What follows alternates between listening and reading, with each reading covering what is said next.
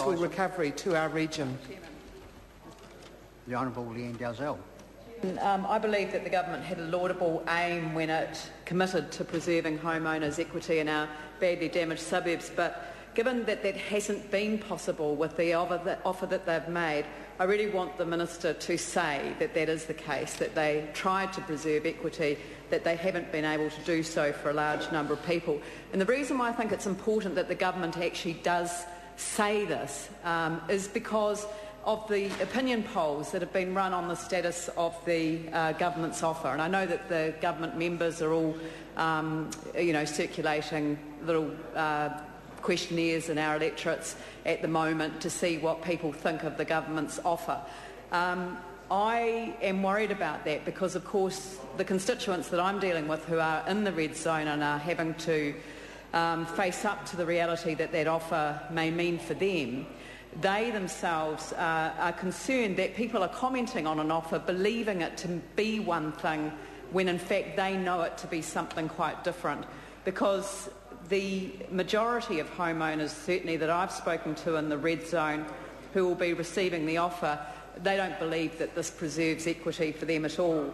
And the ones who have expressed anxiety about what they're going to do in the face of the offer that they are soon to receive are virtually being told by the government that they are ungrateful for feeling that way about what is generally perceived to be a fair, balanced and reasonable offer, which is the language that the government has used in this House. Now, for some people that is the case. I think we do absolutely accept on this side of the House that on average property prices fell by 5% from 2007 to 2010, and so therefore the property valuations as established in 2007 as a general rule should be more than they could have sold the property for on the 3rd of September 2010.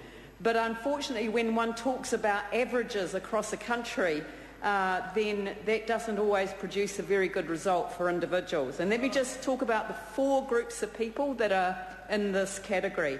People who bought their home when the market value exceeded the 2007 rating valuation. We have a number of constituents, I know, in our electorates who now will end up in a situation, if they accepted the government offer, of negative equity. They will owe the bank more than they will get from the government offer. The second group are homeowners who cannot buy property without borrowing and who cannot afford to service a mortgage or who do not meet lending criteria. I could buy another house with the government offer, and I'm probably in a position to accept the government offer, the whole offer, and obviously I'll wait till I see it in writing, but I will probably do that. I mean, I'll put on record my conflict of interest in that regard. I do fit within this category. But imagine if I were an 85-year-old widow in a freehold home that I'd lived in all my life and raised my kids in, and the property's only worth $250,000. What can I buy for $250,000?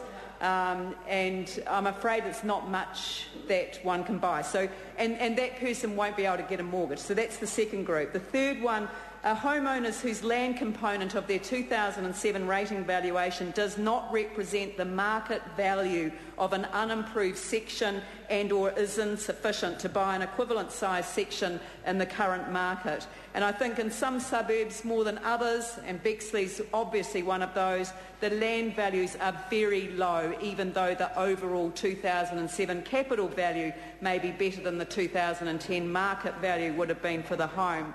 And I think that's because the land value calculation is not an exact science. It's worked in the context of the capital value. The capital value, of course, looking at that general market value, but it's got a property built on it at the time. I think it's very hard to identify it.